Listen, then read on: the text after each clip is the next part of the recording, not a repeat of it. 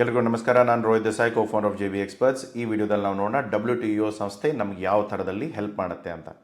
So ಈ website ಆಗಿರ್ಬೋದು ಅಥವಾ ಈ ಆರ್ಗನೈಸೇಷನ್ ಡೈರೆಕ್ಟ್ಲಿ ನಮಗೇನು ಹೆಲ್ಪ್ ಮಾಡಲ್ಲ. ದ ಮೇನ್ ಈ ವೆಬ್ಸೈಟ್ ಏನು ಇಂಟೆನ್ಷನ್ಸ್ ಅಂದರೆ, ನಾರ್ಮಲಿ ಕಂಟ್ರಿಯಿಂದ ಏನಾದರೂ ಜಗಳ ನಡೀತಾ ಇದ್ದರೆ ಅಥವಾ ಕಂಟ್ರಿ ನಡುವೆ ಏನಾದರೂ ಡಿಸ್ಪ್ಯೂಟ್ಸ್ ಇದ್ದರೆ ಅಥವಾ ಏನಾದರೂ ಬೇರೆ ವಿಷಯಗಳಿದ್ದರೆ ಅದನ್ನು ಇವರು ಸಾಲ್ವ್ ಮಾಡ್ತಾರೆ. ಸೊ ನೀವೇನಾದರೂ ಇವ್ರು ಏನು ಮಾಡ್ತಾರೆ ಅಂತ ನೋಡೋದಾದರೆ, ಈ ವೆಬ್ಸೈಟ್ಗೆ ಹೋಗಿ ವಾಟ್ ವಿ ಡೂ ಅಂತ ನೋಡಿದ್ರೆ, ಸೊ ಮೇಜರ್ಲಿ ಇವರು ಮಾಡೋದು ಟ್ರೇಡ್ ನೆಗೋಸಿಯೇಷನ್ಸ್. ಯಾವ್ಯಾವ ಕಂಟ್ರಿ ನಡುವೆ ಅಗ್ರಿಮೆಂಟ್ಸ್ ಆಗಬೇಕು, ಅದರಲ್ಲಿ ಏನೋ ಚೇಂಜಸ್ ಆಗ್ಬೋದು, ಅದನ್ನು ಇನ್ಫಾರ್ಮೇಷನ್ಸ್ ಕೊಡ್ತಾರೆ. ಇಂಪ್ಲಿಮೆಂಟೇಷನ್ಸ್ ಮತ್ತು ಮಾನಿಟರಿಂಗ್ ಮಾಡ್ತಾರೆ. ಯಾವುದೇ ಥರದ ಇವಾಗ ಗೌರ್ಮೆಂಟ್ ಆಫ್ ಇಂಡಿಯಾ ನಮಗೇನು ಮಾಡುತ್ತೆ, ನಾವೇನಾದರೂ ಎಕ್ಸ್ಪೋರ್ಟ್ ಮಾಡಿದರೆ ಇನ್ಸೆಂಟಿವ್ ಕೊಡುತ್ತೆ. ಎಷ್ಟು ಪರ್ಸೆಂಟ್ ಕೊಡುತ್ತೆ? 0.5, 0.12, 0.13 ಇಷ್ಟು ಚಿಲ್ಲರೆಗಳೇ ಇರುತ್ತೆ. ಬಟ್ ಚೈನಾದಲ್ಲಿ ಹೇಗಾಗುತ್ತೆ ಅಂದರೆ 30%, 40%, 50%ವರೆಗೂ ಇನ್ಸೆಂಟಿವ್ಸ್ ಕೊಡ್ತಾರೆ. ಸೊ ಏನಾಗುತ್ತೆ ಆವಾಗ, ಇವಾಗ ನಾನು ಏನೇ ಎಕ್ಸ್ಪೋರ್ಟ್ ಮಾಡಿದ್ರು 50% ನನ್ನ ಗೌರ್ಮೆಂಟಿಂದ ಸಿಗುತ್ತೆ ಅಂದರೆ, ನಾನು ಆಟೋಮೆಟ್ಲಿ ನನ್ನ ಪ್ರಾಡಕ್ಟ್ ಸೇಲ್ ಮಾಡೋ ಪ್ರಾಡಕ್ಟ್ನ ನಾನು 50% ಕಡಿಮೆ ಮಾಡ್ತಾನೆ. ಸೊ ಅವಾಗ ಆಟೋಮೆಟಿಕ್ಲಿ ನನಗೆ ಲಾಭ ಇಲ್ಲಿಂದ ಬರುತ್ತೆ, ನನ್ನ ಇನ್ಸೆಂಟಿವಿಂದ ಬರುತ್ತೆ. ಸೊ ಹಾಗೆ ಮಾಡಿದಾಗ ಆಟೋಮೆಟಿಕ್ಲಿ ಇವಾಗ ನಾವೇನು ಎಕ್ಸ್ಪೋರ್ಟ್ ಮಾಡ್ತೀವೋ ಆ ಮಾರ್ಕೆಟ್ಗಳಲ್ಲಿ ಕಾಂಪಿಟೇಷನ್ ತುಂಬ ಕಡಿಮೆ ಆಗಿಬಿಡುತ್ತೆ. ಯಾಕೆಂದರೆ ನಮ್ಮ ಪ್ರಾಡಕ್ಟ್ ಅಷ್ಟು ಚೀಪಾಗಿ ಬೇರೆ ಯಾವ ಪ್ರಾಡಕ್ಟ್ಗಳು ಸರ್ವೈವ್ ಆಗಲ್ಲ. ಹಾಗಿದ್ದಾಗ ಏನಾಗುತ್ತೆ, ಡೊಮೆಸ್ಟಿಕಲ್ಲಿರೋ ಕಂಪ್ನಿಗಳು ಪ್ರೊಡಕ್ಷನ್ ಕಾಂಪೀಟ್ ಮಾಡೋಕ್ಕಾಗಲ್ಲ. ಆಟೋಮೆಟಿಕ್ಲಿ ಕಂಪ್ನಿಗಳು ಇವತ್ತಲ್ಲ ನಾಳೆ ಬಿಸ್ನೆಸ್ಗಳು ಬಂದಾಗುತ್ತೆ. ಸೊ ಈ ಥರ ಇದ್ದಾಗ ಈ ಥರದ ಸ್ಟ್ರಾಟಜೀಸ್ಗಳು ಯಾವುದಾದ್ರು ಗೌರ್ಮೆಂಟ್ ಅಪ್ಲೈ ಮಾಡ್ತಾ ಇದ್ದರೆ ಅದನ್ನು ಇವ್ರು ಮಾನಿಟರ್ ಮಾಡಿಕೊಂಡು ಅದ್ರ ಬಗ್ಗೆ ಏನು ಆ್ಯಕ್ಷನ್ಸ್ ತೊಗೋಬೇಕು ಅಥವಾ ಅದ್ರ ಬಗ್ಗೆ ಏನು ರಿಸ್ಟ್ರಿಕ್ಷನ್ಸ್ ಮಾಡಬೇಕು ಅದನ್ನು ಇವ್ರು ಹೇಳ್ತಾರೆ. ಸೊ ಇನ್ನೊಂದು ಏನಂದರೆ, ಏನಾದರೂ ಟ್ರೇಡ್ ಡಿಸ್ಪ್ಯೂಟ್ಸ್ ಇರುತ್ತೆ. ಫಾರ್ ಎಕ್ಸಾಂಪಲ್, ಇವಾಗ ನಾವು ಏನೋ ಕಳಿಸಿದ್ದೇವೆ, ಸುಮ್ಮನೆ ಅವ್ರ ಪ್ರಾಜೆಕ್ಟ್ನ ರಿಜೆಕ್ಟ್ ಮಾಡೋದು ಅಥವಾ ಪ್ರಾಡಕ್ಟ್ಗಳನ್ನ ರಿಜೆಕ್ಟ್ ಮಾಡೋದು ಅಥವಾ ಡಂಪಿಗೆ ಹಾಕೋದು ಅಥವಾ ನಮ್ಮ ಮೇಲೆ ಯಾವುದೇ ಥರದ ಇಂಪೋರ್ಟ್ ಡ್ಯೂಟಿ ಸಡನ್ನಾಗಿ 200-300% ರೈಸ್ ಮಾಡೋದು, ಈ ಥರ ಏನೇ ಇದ್ದರೂ ಕೂಡ ಅದನ್ನು ಇವರು ಸೆಟಲ್ ಮಾಡ್ತಾರೆ. ಸೊ ನಾರ್ಮಲಿ ಇವಾಗ ಏನಂತಂದರೆ, ಯಾವಾಗಾದರೂ ಯಾವುದೇ ತೊಂದರೆಗಳಾದರೆ ನಾರ್ಮಲಿ ನೀವು ನ್ಯೂಸಲ್ಲೆಲ್ಲ ಕೇಳಿರೋದು ಇಂಡಿಯಾ WTOಗೆ ರಿಪೋರ್ಟ್ ಮಾಡಿದೆ ಹಾಗೆ ಹೀಗೆ ಅಂತ. ಸೊ ಎಲ್ಲ ದೇಶಗಳು ನಾರ್ಮಲಿ ಮೆಂಬರ್ ಕಂಟ್ರಿಗಳೆಲ್ಲವೂ WTOಗೆ ರಿಪೋರ್ಟ್ ಮಾಡ್ತಾರೆ. ಏನೇ ಇಶ್ಯೂ ಇದ್ದರೂ ಕೂಡ ಅಲ್ಲಿ ಸಾರ್ಟ್ ಔಟ್ ಮಾಡ್ಕೊಳ್ತಾರೆ. ಆಮೇಲೆ ಇನ್ನೊಂದೇನೆಂದರೆ, ಇವಾಗ ಯಾವುದೇ ಥರದ ಕೆಪಾಸಿಟಿ ಇರುತ್ತೆ, ಯಾವುದೋ ಒಂದು ದೇಶ ಇರುತ್ತೆ, ಅಲ್ಲಿ ತುಂಬ ಬಡತನ ಇರುತ್ತೆ. ಸೊ ಅಲ್ಲಿ ಅವ್ರಿಗೆ ಏನು ಬೆಳೆಸ್ಬೋದು, ಏನು ಹೆಲ್ಪ್ ಮಾಡ್ಬೋದು ಅದನ್ನು ಕೂಡ ಇವ್ರು ಮಾಡ್ತಾರೆ. ಅದ್ರ ಜೊತೆಗೆ ಇವ್ರು ಏನು ಮಾಡ್ತಾರೆ, ತುಂಬ ಥರದ ಮೀಟಿಂಗ್ಸ್ಗಳನ್ನ, ಟ್ರೈನಿಂಗ್ಗಳನ್ನ, ತುಂಬ ಔಟ್ರೀಚ್ ಪ್ರೋಗ್ರಾಮ್ಗಳನ್ನ ಎಲ್ಲ ಇವ್ರು ಆರ್ಗನೈಸ್ ಮಾಡ್ತಾರೆ. ಸೊ ಮೇನ್ಲಿ ಇವ್ರು ಮಾಡೋ ಕೆಲಸಗಳಿದು. ಸೊ ಇವಾಗ ನಿಮ್ಮ ನಡುವೆ ಜಗಳ ಆದರೆ ನಾವು ಕೋರ್ಟಿಗೆ ಹೋಗ್ತೇವೆ, ಪೊಲೀಸ್ ಸ್ಟೇಷನ್ಗೆ ಹೋಗ್ತೇವೆ. ಸೊ ಇವರು ಒಂಥರ ನೀವು ಇಂಟರ್ನ್ಯಾಷನಲ್ ಟ್ರೇಡ್ ಪೊಲೀಸ್ ಅಂತ ಹೇಳ್ಬೋದು. ಸೊ ಏನಿದೆ ನೋಡಿಕೊಂಡು ಏನು ಆ್ಯಕ್ಷನ್ಸ್ ತೊಗೋಬೇಕು ಅದನ್ನು ಆ್ಯಕ್ಷನ್ಸ್ನ ತೊಗೊಂಡು ಅವ್ರಿಗೇನು ಹೇಳಿ ಅದನ್ನು ಹೇಗೆ ಕನ್ವಿನ್ಸ್ ಮಾಡಬೇಕು ಇದನ್ನು ಅವ್ರು ಮಾಡ್ತಾರೆ. ಸೊ ನಾವಿರೋದು ಯಾಕೆ ಈ ವೆಬ್ಸೈಟಿಗೆ ಇವತ್ತು ಫುಲ್ ವೀಡಿಯೋ ಇದ್ರ ಮೇಲೆ ಮಾಡೋ ಅವಶ್ಯಕತೆ ಏನಿದೆ? ಸೊ ನಾವು ಮುಂಚೆ ಕೂಡ ಈ ವಿಡಿಯೋದಲ್ಲಿ ನೋಡಿದ್ವಿ, ಈ ವೆಬ್ಸೈಟಲ್ಲಿ ನಮಗೇನಾದರೂ ಟ್ರೇಡ್ ಅಗ್ರಿಮೆಂಟ್ಸ್ಗಳು ಬೇಕಾದರೆ ನಾವಿಲ್ಲಿ ಹೋಗ್ಬಿಟ್ಟು ಟ್ರೇಡ್ ಅಗ್ರಿಮೆಂಟ್ಸ್ ಮೇಲೆ ಕ್ಲಿಕ್ ಮಾಡ್ತಿದ್ವಿ. ನಮ್ಗೆ ಯಾವ್ಯಾವ ಥರದ ಅಗ್ರಿಮೆಂಟ್ಸ್ಗಳಿದೆ ಅದೆಲ್ಲ ನಮಗೆ ಗೊತ್ತಾಗ್ತಾಯಿತ್ತು. ಸೊ ಬಟ್ ಏನಾಗುತ್ತೆ, ಇಲ್ಲಿ ನನಗೆ ಆಫ್ರಿಕಾದಿಂದ ಮತ್ತು US ಎಲ್ಲಿ ಅಗ್ರಿಮೆಂಟ್ ಇದೆಯಾ ಅಂತ ಹೇಗೆ ಗೊತ್ತಾಗುತ್ತೆ?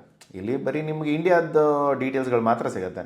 ಸೊ ಇಂಡಿಯಾ ಜೊತೆಗೆ ಯಾರು ಅಗ್ರಿಮೆಂಟ್ ಆಗಿದೆ ಆ ಡೇಟಾಗಳು ನಿಮಗೆ ಎಲ್ಲಿ ಸಿಗುತ್ತೆ. ಬಟ್ ಇದರ ಹೊರತಾಗಿ ಸಿಗುವಂಥ ಅಗ್ರಿಮೆಂಟ್, ಬೇರೆ ದೇಶಗಳ ಜೊತೆ ಆಗಿರೋ ಅಗ್ರಿಮೆಂಟ್ ಎಲ್ಲಿ ಸಿಗುತ್ತೆ? ಸೊ ಅದಕ್ಕೆ ನೀವು ಏನು ಮಾಡ್ಬೋದು, WTO ವೆಬ್ಸೈಟ್ಗೆ ಹೋಗಿ ಇಲ್ಲಿ ಟ್ರೇಡ್ ಟಾಪಿಕ್ಸ್ ಮೇಲೆ ಕ್ಲಿಕ್ ಮಾಡಿದ್ರೆ ಇಲ್ಲಿ ನಿಮಗೆ RTA ಡೇಟಾಬೇಸ್ ಸಿಗುತ್ತೆ, regional trade agreement database. So ಇದನ್ನು ಕ್ಲಿಕ್ ಮಾಡಿದ್ರೆ, ಸೊ ಇಲ್ಲಿ ಒಂದು ಸರಿ ಲೋಡ್ ಆಯಿತು ಅಂದರೆ ನೀವು ಮೇಲೆ ಏನೂ ಮಾಡೋ ಅವಶ್ಯಕತೆ ಇಲ್ಲ, ಕೆಳಗಡೆ ಬನ್ನಿ, ಇಲ್ಲಿ ಚೆಕ್ ಮಾಡಿ. ಸೊ ಈ ಮ್ಯಾಪಲ್ಲಿ ನಿಮಗೇನಾದರೂ ಇವಾಗ ಫಾರ್ ಎಕ್ಸಾಂಪಲ್ ನಾವು ಇವಾಗ ಮಾರ್ಕೆಟ್ ಸೆಲೆಕ್ಷನ್ ಮಾಡ್ತಾ ಇದ್ದೇವೆ. ಸೊ ಇವಾಗ ನನಗೇನಿದೆ ಸರ್, ಆಲ್ಮೋಸ್ಟ್ ನಾನು ಫೇವರೇಬಲ್ ಅಗ್ರಿಮೆಂಟ್ ಇರೋ ಕಂಟ್ರಿಗಳು ಯಾವುದಿದೆ, ಇವಾಗ ನಾನು ಇಂಡಿಯಾದಲ್ಲಿದ್ದಾನೆ. ಸೊ ನಾನು ಇಂಡಿಯಾ ಕ್ಲಿಕ್ ಮಾಡ್ತೇನೆ.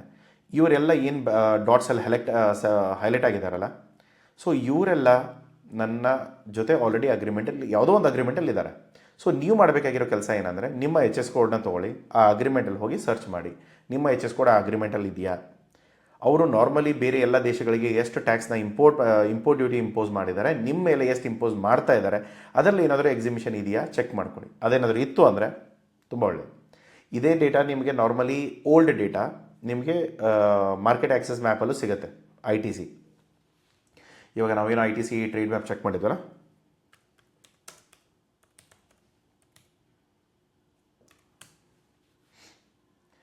ITC ಟ್ರೇಡ್ ಮ್ಯಾಪ್ ಕೂಡ WTO ಕೊಲ್ಯಾಬ್ರೇಷನಿಂದನೇ ರೆಡಿ ಆಗಿರೋಂಥ ಟೂಲ್.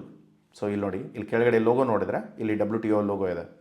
ಸೊ ನೀವು ಏನೇ ಕೆಲಸ ಮಾಡ್ತಿದ್ದೀರಾ, ನೀವು ಒಂದು ವಿಷಯ ತಲೆಯಲ್ಲಿ ಇಟ್ಕೊಳ್ಳಿ, ತುಂಬ ಅಪ್ಡೇಟೆಡ್ ಡೇಟಾ ಇಲ್ಲಿ ಇರಲ್ಲ. ಕೆಲವೊಂದು ಸರಿ ಮಾರ್ಕೆಟ್ ಆಕ್ಸೆಸಲ್ಲಿ ಸಿಗುತ್ತೆ ನಿಮಗೆ, ಬಟ್ ಮಾರ್ಕೆಟ್ ಆಕ್ಸೆಸಲ್ಲಿ ಕೆಲವೊಂದು ಸರಿ ಅಪ್ಡೇಟೆಡ್ ಇಲ್ಲ ಅಂದರೆ ನೀವು ಇಲ್ಲಿ ಬಂದು ಚೆಕ್ ಮಾಡ್ಕೊಳ್ಳಿ. ಈವನ್ ಏನಾದರೂ ಅಗ್ರಿಮೆಂಟ್ ಆಗೋದು ಅಥವಾ ಆಗಬೇಕಾಗಿರೋದು ಪ್ರತಿಯೊಂದು ಇಲ್ಲಿ ಡೇಟಾಗಳಿಗೆ ಸಿಗುತ್ತೆ. ಯಾರ ಜೊತೆ ಮಾತುಕತೆ ನಡೀತಾ ಇದೆ, ಏನು ಅಗ್ರಿಮೆಂಟ್ ಡ್ರಾಫ್ಟ್ ಇದೆ, ಪ್ರತಿಯೊಂದು ಡೀಟೇಲ್ಸ್ ನಿಮಗೆ ಇಲ್ಲಿ ಸಿಗುತ್ತೆ.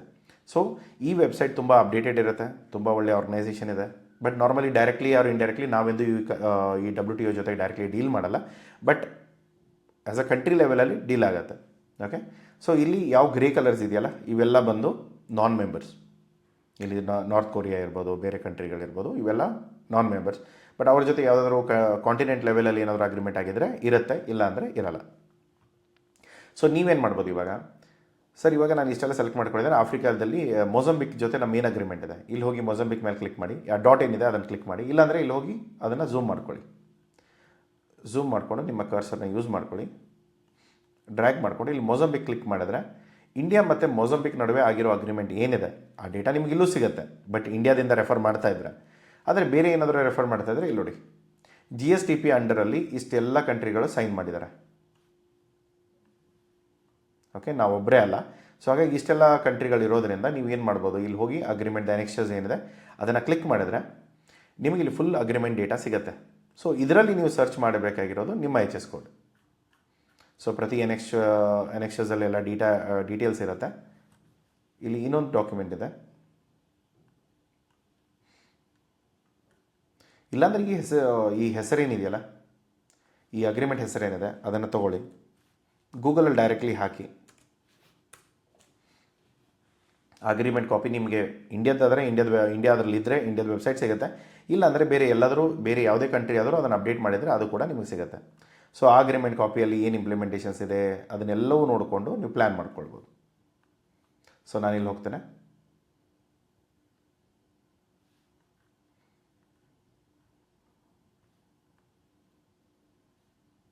ಇವಾಗ ಸೈನ್ ಆಗಿರೋದು, ಏನೇನು ಸೈನ್ ಆಗಿದೆ, ಮೇನ್ ಇಂಟೆನ್ಷನ್ಸ್ ಏನಿತ್ತು, ಪ್ರತಿಯೊಂದು ಡೀಟೇಲ್ಸ್ ಇಲ್ಲಿರುತ್ತೆ.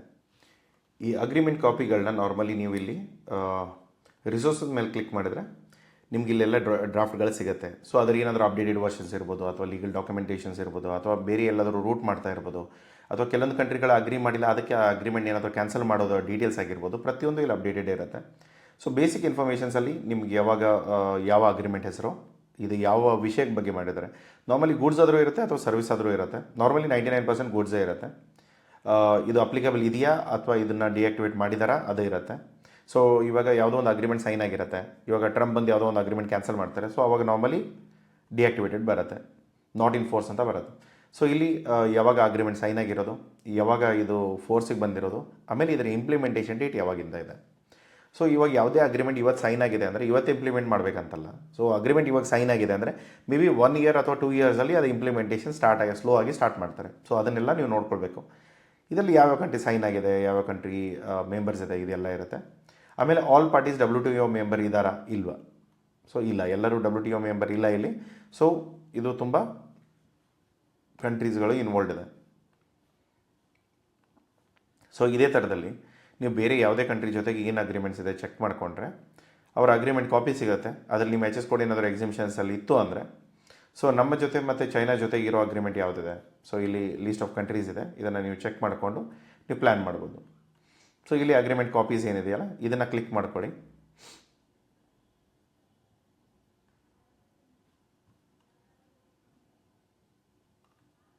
ಸೊ ಕಂಪ್ಲೀಟ್ ಅನೆಕ್ಷರ್ಸ್, ನೋಟಿಫಿಕೇಷನ್ಸ್ ಏನೇನಿದೆ ಅದೆಲ್ಲ ಡೀಟೇಲ್ಸ್ಗಳಲ್ಲಿ ಸಿಗುತ್ತೆ. ಒಂದ್ಸರಿ ಓದ್ಕೊಳ್ಳಿ. ನೀವು ಆ ಮಾರ್ಕೆಟಲ್ಲಿ ಏನಾದರೂ ಕೆಲಸ ಮಾಡಬೇಕಂದ್ರೆ ದೆನ್ ಅದರಲ್ಲಿ ನಿಮ್ಮ HS ಕೋಡ್ ಇತ್ತು ಅಂದರೆ ನಿಮಗೆ ಎಕ್ಸಿಬಿಷನ್ಸು ಇರುತ್ತೆ. ಅದನ್ನ ಡೀಟೇಲ್ಸ್ಗಳನ್ನ ನೀವು ಬೇರೆ ವೆಬ್ಸೈಟಲ್ಲಿ ಆಲ್ರೆಡಿ ನಾನು ನಿಮಗೆ ತೋರಿಸಿದ್ದೇನೆ. ಬಟ್ ಸ್ಟಿಲ್ ಇದರಲ್ಲಿ ಏನಂತಂದರೆ ನಿಮ್ಮ ಅಗ್ರಿಮೆಂಟ್ಸಲ್ಲಿ ಡೀಟೇಲಾಗಿ ನೋಡಿಕೊಂಡು ಅದರಲ್ಲಿ ಏನಾದರೂ ಲಾಸ್ಗಳು, ರೂಲ್ಸ್ ಆ್ಯಂಡ್ ರೆಗ್ಯುಲೇಷನ್ಸ್ ಏನಾದರೂ ಹಾಕಿದರೆ ಅದನ್ನು ಕೂಡ ನೀವು ಇಲ್ಲಿ ಚೆಕ್ ಮಾಡಿಕೊಂಡು ಕಂಪ್ಲೀಟಾಗಿ ಪ್ಲ್ಯಾನ್ ಮಾಡ್ಕೋಬೋದು. ಯಾಕೆಂದರೆ ಇವಾಗ ಒಂದು ಮನೆ ಪಕ್ಕಕ್ಕೆ ಒಂದು ಕಿರಾಣಿ ಅಂಗಡಿ ಹಾಕಬೇಕಂದ್ರೆ ನಾವು ಇಷ್ಟೆಲ್ಲ ಯೋಚನೆ ಮಾಡ್ತೇವೆ, ತುಂಬ ತಲೆ ಕೆಡಿಸ್ಕೊಳ್ತೇವೆ. ಇವಾಗ ಗ್ಲೋಬಲ್ ಬಿಸ್ನೆಸ್ ಅಂದರೆ ಗ್ಲೋಬಲ್ ರೂಲ್ಸ್ ಆ್ಯಂಡ್ ರೆಗ್ಯುಲೇಷನ್ಸ್ ಏನಿದೆ, ಅವರ ಅಗ್ರಿಮೆಂಟ್ಸಲ್ಲಿ ಏನು ಬರೆದಿದ್ದಾರೆ, ಬೇರೆ ರೂಲ್ಸ್ ಏನಿದೆ, ಯಾವ ರೀತಿಯಲ್ಲಿ ನನಗೆ ಬೆನಿಫಿಟ್ ಆಗ್ಬೋದು, ಪ್ರತಿಯೊಂದನ್ನು ನೀವು ಚೆಕ್ ಮಾಡಿಕೊಂಡು ಪ್ಲ್ಯಾನ್ ಮಾಡ್ಕೋಬೇಕಾಗುತ್ತೆ. ಇಂಗ್ಲೀಷ್, ಫ್ರೆಂಚ್, ಸ್ಪ್ಯಾನಿಷ್ ಯಾವ ಭಾಷೆಯಲ್ಲಿ ಬೇಕಾದರೂ ನಿಮಗೆ ಡೌನ್ಲೋಡ್ ಮಾಡ್ಕೋಬೋದು. ಸೊ ಇಲ್ಲಿ ಬೇರೆ ಎಲ್ಲ ಏನೇನು ಕ್ವೆಶನ್ಸ್ ಇದೆ, ಅದಕ್ಕೆ ಏನೇನು ರಿಪ್ಲೈಸ್ ಬಂದಿದೆ ಅದನ್ನೆಲ್ಲವೂ ನೀವು ಇಲ್ಲಿ ಲ್ಯಾಂಗ್ವೇಜ್ ಬೇಸಿಸ್ ಮೇಲೆ ಡೌನ್ಲೋಡ್ ಮಾಡಿಕೊಂಡು ಕೆಲಸ ಮಾಡ್ಬೋದು.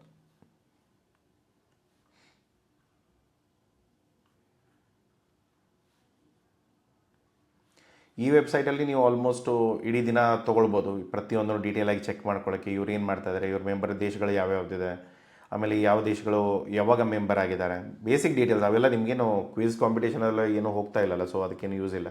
ನಮ್ಮ ಬಿಸ್ನೆಸ್ಸಿಗೆ ಬೇಕಾಗಿದ್ದು ನಾರ್ಮಲಿ ಇದೊಂದು RTA ಬೇಕಾಗತ್ತೆ. ಸೊ ಬೇಗ ಗೊತ್ತಾಗ್ಬಿಡುತ್ತೆ ಯಾವ ಕಂಟ್ರಿಯಿಂದ ಯಾವಾಗ ಅಗ್ರಿಮೆಂಟ್ ಇದೆ. ಸೊ ಅವರ ನಡುವೆ ಏನಾದರೂ ಅಗ್ರಿಮೆಂಟ್ ಇದ್ದರೆ, ಫಾರ್ ಎಕ್ಸಾಂಪಲ್ ಇವಾಗ ಒಂದು ಯಾವುದೋ ಕಂಟ್ರಿಗೆ ನಮಗೇನು ಬೇಕಾಗಿದೆ, ಇವಾಗ ನನಗೆ ಯಾವುದೋ ಒಂದು ದೇಶಕ್ಕೆ ಎಕ್ಸ್ಪೋರ್ಟ್ ಮಾಡೋದಿದೆ, ಬಟ್ ಆ ದೇಶದ ಅಗ್ರಿಮೆಂಟ್ ಯಾರ ಜೊತೆಗಿದೆ, ಅಥವಾ ಆ ರೂಟ್ ಏನಾದರೂ ಅವ್ರಿಗೇನಾದರೂ ಎಕ್ಸಿಬಿಷನ್ಸ್ ಇದೆಯಾ, ಅಥವಾ ನಾನು ಅಲ್ಲಿ ಎಕ್ಸ್ಪೋರ್ಟ್ ಮಾಡಿಕೊಂಡು ಅಲ್ಲಿ ಏನಾದರೂ ವ್ಯಾಲ್ಯೂ ಆ್ಯಡಿಂಗ್ ಮಾಡಿ ಅಲ್ಲಿ ಆ ದೇಶಕ್ಕೆ ಕಳಿಸಿದ್ರೆ ನನಗೆ ಡ್ಯೂಟಿ ಎಕ್ಸಿಬಿಷನ್ ಸಿಗುತ್ತಾ, ಇದನ್ನು ಪ್ರತಿಯೊಂದು ನೀವು ಪ್ಲ್ಯಾನ್ ಮಾಡ್ಕೊಳ್ಬೋದು. ಸೊ ಇಂಡಿಯನ್ ಸರ್ಟಿಫಿಕೇಟ್ ಪ್ರಾಡಕ್ಟ್ನ ನಾನು ಏನಾದರೂ ಇಲ್ಲಿ ಯಾವುದೇ ಮಡಗಾಸ್ಕರಿಗೆ ಕಳಿಸಿದ್ರೆ, ಮಡಗಾಸ್ಕರ್ ಅಗ್ರಿಮೆಂಟ್ ಏನಾದರೂ ಇವ್ರ ಜೊತೆಗೆ ಇತ್ತು ಅಂದರೆ, ಸೊ ಇವರು ಏನಾದರೂ ಅಲ್ಲಿ ಟ್ಯಾಕ್ಸ್ ಡ್ಯೂಟಿ ಎಕ್ಸಿಬಿಷನ್ಸ್ ಕೊಟ್ಟಿದ್ದಾರೆ, ಅಥವಾ ನನ್ನ ಎಚ್ ಎಸ್ ಕೊಡಿ ಡ್ಯೂಟಿ ಎಕ್ಸಿಬಿಷನ್ಸ್ ಇದೆ, ಸೊ ಹಾಗೇನಾದರೂ ಇದ್ದರೆ ನಾನು ಇಂಡಿಯಾದಿಂದ ಮಡಗಾಸ್ಕರಿಗೆ ಕಳಿಸಿ, ಮಡಗಾಸ್ಕರಲ್ಲಿ ವ್ಯಾಲ್ಯೂ ಆ್ಯಡಿಂಗ್ ಮಾಡಿಸಿ, ವ್ಯಾಲ್ಯೂ ಆ್ಯಡಿಂಗ್ ಅಂದರೆ ₹100 ಇರೋ ಪ್ರಾಡಕ್ಟ್ನ ₹120 ಮಿನಿಮಮ್ ಪ್ರಾಡಕ್ಟ್ ಮಾಡಬೇಕು ಅಂತ ಅವ್ರು ಬರ್ತಿರ್ತಾರೆ. ₹20 ವ್ಯಾಲ್ಯೂ ಆ್ಯಡಿಂಗ್ ಮಡಗಾಸ್ಕರಲ್ಲಿ ಆಗಬೇಕು ಅಂತ. ಹಾಗೇನಾದರೂ ಇದ್ದರೆ ನಾನು ಮಡಗಾಸ್ಕರಿಗೆ ಫಸ್ಟ್ ಕಳಿಸ್ತೇನೆ, 20% ಡ್ಯೂಟಿ ಆ್ಯಡ್ ಮಾಡಿಸ್ತೇನೆ, ಅಥವಾ ಏನೋ ಬಿಲ್ ಪ್ರೈಸ್ ರೈಸ್ ಆಗುತ್ತೆ. ಬಿಲ್ ಪ್ರೈಸ್ ರೈಸ್ ಆದ ತಕ್ಷಣ 20% ವ್ಯಾಲ್ಯೂ ಆ್ಯಡಿಂಗ್ ಸರ್ವಿಸ್ ಆಗಿದೆ ಅಂತ ಹೇಳ್ತಾರೆ. ಆ ಪ್ರಾಡಕ್ಟ್ಗಳನ್ನ ಬೇರೆ ದೇಶಗಳಲ್ಲಿ ಡ್ಯೂಟಿ ಕಡಿಮೆಯಲ್ಲಿ ಕಳಿಸ್ಬೋದು. ಸೊ ತುಂಬ ವಿಷಯಗಳಿದೆ. ಸೊ ಈ ಥರದ ಸ್ಟ್ರಾಟಜೀಸ್ಗಳನ್ನ ನೀವೇನಾದರೂ ಅಪ್ಲೈ ಮಾಡೋದಾದರೆ ಈ ವೆಬ್ಸೈಟ್ ತುಂಬ ಹೆಲ್ಪ್ಫುಲ್ ಆಗುತ್ತೆ. ಬಟ್ ನಾರ್ಮಲಿ ನಿಮ್ಗೆ ಐಡಿಯಾ ಇಲ್ಲ, ನಾವು ಅದೆಲ್ಲ ಮಾಡಲ್ಲ ಅಂದರೆ, ಸೊ ಈ ವೆಬ್ಸೈಟ್ನ ನೀವು ಅವಾಯ್ಡ್ ಮಾಡ್ಬೋದು. ಓಕೆ, ಸಿಗೋಣ ಮುಂದಿನ ವೀಡಿಯೋದಲ್ಲಿ. ಇನ್ನೂವರೆಗೂ ಸಬ್ಸ್ಕ್ರೈಬ್ ಮಾಡಿಲ್ಲ ಅಂದರೆ ಸಬ್ಸ್ಕ್ರೈಬ್ ಮಾಡ್ಕೊಳ್ಳಿ. ಈ ವಿಡಿಯೋ ಇಷ್ಟ ಆಗಿದ್ದರೆ ಲೈಕ್ ಮಾಡಿ. ಸಿಗೋಣ ಮುಂದಿನ ವೀಡಿಯೋದಲ್ಲಿ. ಟೇಕ್ ಕೇರ್, ಬಾಯ್. ಏನಾದರೂ ಡೌಟ್ ಇದ್ದರೆ ಅಥವಾ ಏನಾದರೂ ಕ್ವೆಶನ್ಸ್ ಇದ್ದರೆ ದಯಮಾಡಿ ಕಮೆಂಟ್ ಬಾಕ್ಸಲ್ಲಿ ಹಾಕಿ.